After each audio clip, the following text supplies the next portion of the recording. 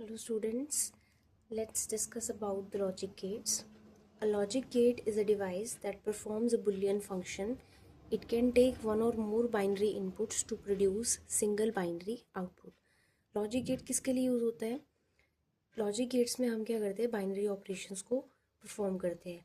किसी तरह का भी लॉजिक गेट आप ले लो, ये बड़े सारे लॉजिक गेट्स मैंने यहाँ पे बनाए हैं.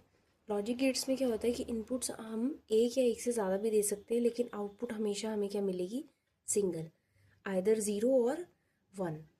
In Boolean operations, 0 represents the false value whereas 1 represents the true value और high value. 0 को हम low भी बोलते हैं और 1 को हम high भी बोलते हैं, जैसे false और true बोलते हैं. ठीक है, अब हमारे पास कुछ तरह के लॉजिक गेट्स हैं. वो सारे गेट्स मैंने यहाँ पे बनाए हैं उनकी सर्किट डायग्राम के साथ. ठीक है, जिसमें से NAND एंड NOR, इन दो गेट्स को हम क्या बोलते हैं, यूनिवर्सल गेट्स. इनको यूनिवर्सल इसलिए बोलते हैं क्योंकि NAND और NOR की हेल्प से हम इन सभी गेट्स को कंस्ट्रक्ट कर सकते हैं. एंड NOR और इन सभी गेट्स को हम क्या कर सकते हैं, NAND NOR की हेल्प से कंस्ट्रक्ट कर सकते हैं. ठीक है, so first gate is AND gate.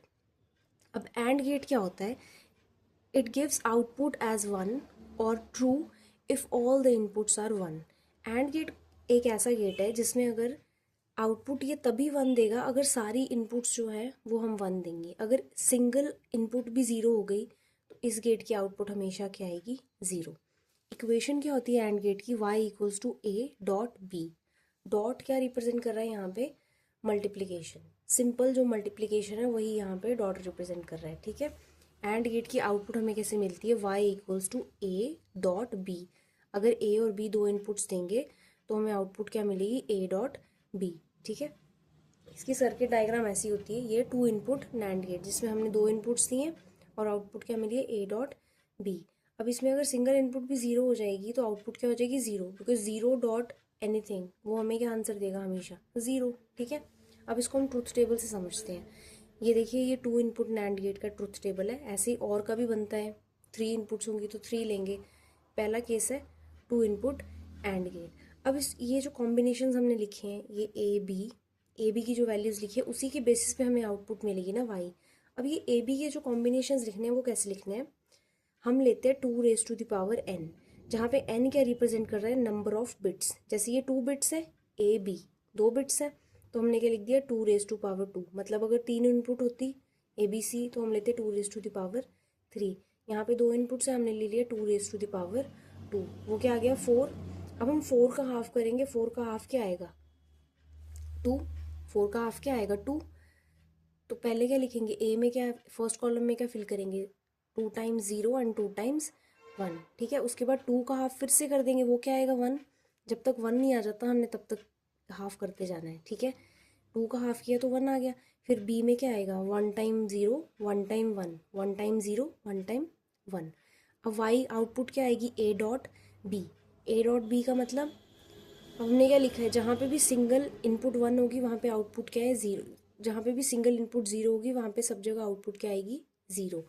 अब ऊपर जो तीनों केसेस हैं, इसमें तो दोनों इनपुट 0 है, इसमें सिंगल इनपुट 0 है, इसमें भी सिंगल इनपुट 0, मतलब 0 तो है ना इनपुट्स में, तो आउटपुट इन तीनों केसेस में क्या है, 0. अब जहाँ पे इफ़ गिव्स आउटपुट एज 1 और true if all the inputs are 1. अब इस केस में सारी इनपुट्स 1 होगी, सारी मतलब 2 इनपुट्स दी थी तो दोनों क्या होगी, 1. तो आउटपुट क्या आ गई, 1, दैट इज हाई. इसको एक और एग्जांपल से समझते हैं, 3 इनपुट एंड गेट के एग्जांपल से. ठीक है, इसमें क्या किया, उसमें हमने 2 इनपुट्स ली थी ए बी, इसमें हम क्या लेंगे, ए बी सी 3 इनपुट्स लेंगे. ठीक है, अब इसको कैसे कैलकुलेट करते हैं, 2 रेज टू पावर 3, क्योंकि यहाँ पे कितनी है, 3 इनपुट्स. आंसर क्या आ गया, 8. 8 का हाफ किया क्या होता है, 4. 4 टाइम्स 0 4 टाइम्स 1, फर्स्ट कॉलम में फिल कर दी. उसके बाद 4 का क्या करेंगे, फिर से हाफ करेंगे. 4 का हाफ क्या आ जाएगा, 2. 2 times 0 and 2 times 1, 2 times 0 and 2 times 1. फिर से 2 का हाफ करेंगे जब तक 1 नहीं आ जाता. 1 आ गया, 1 टाइम 0 1 टाइम 1, ये आ गया. अब आउटपुट कैसे लिखेंगे, ऊपर के जितने भी केसेस हैं सब में जो सिंगल इनपुट या फिर 2 इनपुट्स ऐसे करके 0 है ही है. ठीक है, जैसे इस केस में तीनों ही 0 है तो आंसर 0. इस केस में 2 0, ए बी 0 था, सी 1 था, तब भी सिंगल इनपुट, चाहे डबल इनपुट 0 है या 1 इनपुट 0 है, आउटपुट हमारी हमेशा क्या आएगी 0। जहाँ पे सारी इनपुट्स 1 होगी वहाँ पे आउटपुट हमारे पास क्या आ गई 1। ये जो मैंने लिखा है 0 1 2 3 अप टू 7, ये क्या रिप्रेजेंट कर रहा है, इन वैल्यूज़ के कॉरस्पॉन्डिंग डेसिमल इक्विवेलेंट। 0 0 0 डेसिमल में बताता है 0, 0 0 1 डेसिमल में उसका मतलब क्या होता है 1। ठीक है, अब इसकी 3 इनपुट एंड गेट की आउटपुट कैसे लिखेंगे, y equals to a dot B dot C, क्योंकि 3 इनपुट्स ऐसे इसका सर्किट डायग्राम है। Next is or gate. अब और गेट क्या होता है, if single input is 1 then output will be 1। अगर सिंगल इनपुट भी 1 होगी ना तो आउटपुट हमेशा हमारे पास क्या आएगी 1 आएगी। ठीक है, इसकी इक्वेशन कैसे होती है, y equals to a plus B. ये सर्किट डायग्राम है 2 इनपुट और गेट की, 2 इनपुट्स थी ए बी और आउटपुट क्या मिल गई y equals to a plus B. Or का मतलब प्लस, एंड का मतलब मल्टीप्लाई। अब ट्रूथ टेबल समझते हैं, ए बी कैसे लिखना है वो मैंने बता दिया, 0 0 0 1 1 0 1 1। इसका मतलब होता क्या है, देखो अब ए ले सकता है वैल्यू 0 या 1, बी भी ले सकता है वैल्यू 0 या 1, क्योंकि हम क्या कर रहे हैं बाइनरी ऑपरेशंस परफॉर्म कर रहे हैं। अब जब ए की वैल्यू 0 है तो उस टाइम पे बी की वैल्यू 0 भी हो सकती है या 1 भी हो सकती है, तभी 0 वाले हमने 2 केसेस लिखे हैं कि जब ए की वैल्यू 0 थी तो बी 0 भी हो सकता है 1 भी हो सकता है। अब ए की वैल्यू जब 1 है तो बी 0 भी ले सकता है तब, और बी 1 भी ले सकता है। ठीक है, अब वाई लिख लिया, आउटपुट, आउटपुट क्या है, अगर सिंगल इनपुट भी 1 है तो आउटपुट हमेशा 1 आएगी। अब इन तीनों केसेस में सिंगल सिंगल इनपुट 1 है, इसमें तो दोनों ही 1 है, तो आउटपुट क्या आ गई 1। Next is not gate. Not gate क्या होता है, it is called as inverter. नॉट गेट को हम क्या बोलते हैं, इन्वर्टर।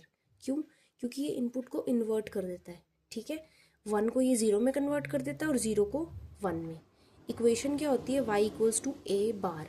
अब नॉट गेट की सर्किट डायग्राम होती है ऐसी, और नॉट गेट कैसा होता है, सिंगल इनपुट गेट। इसमें हमेशा हम क्या करते हैं, सिंगल इनपुट ही देते हैं और आउटपुट तो हमेशा सिंगल ही आती है बाइनरी ऑपरेशंस में।